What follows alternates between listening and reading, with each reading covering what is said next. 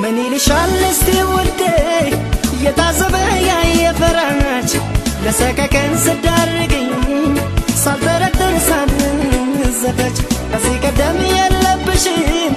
ደስታ ማግኘት በሰው ስቃይ የታመጣሽ ንገሪኝ